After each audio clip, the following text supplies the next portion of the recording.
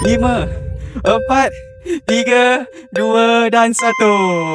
Kakak, nak minjam masa akak sikit boleh kakak?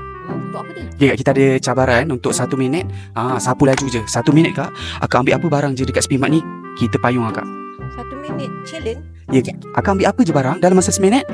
9 laju payung akak. Apa je akak nak? Ya ke? Betul tak? Akak nak ataupun tak? Saya nak payung akak ni. Boleh lah kalau betul. Okey kak, jom. Dalam kiraan 1, 2 dan 3. Laju. Cepat kak. Ambil je apa yang akak nak dalam masa 1 minit.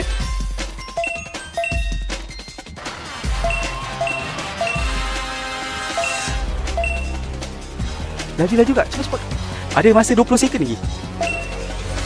10, 9, 8, 7, 6, 5, 4, 3, 2 dan 1. Kerja apa Kak Lin? Saya kerja kilang je. Susah Kak, kerja kilang kan 12 jam, semua gaji pun rata-rata kan. So far, bila dah dapat semua ni, apalah feeling akak, perasaan akak? Sangat happy hari ni. Rasa lagi macam nervous, macam tak percaya pula ada orang nak belanja. Sebab kerja pun 12 jam kadang-kadang kan. Macam tak memadai dengan apa keperluan yang kita nak sebenarnya. Tapi tak apa Kak, 99 laju dah payung akak dah. Akak so far feeling apa hari ni? Saya masih macam tak percaya. Terima kasih 99 laju. Weh, nak join sapu laju ke?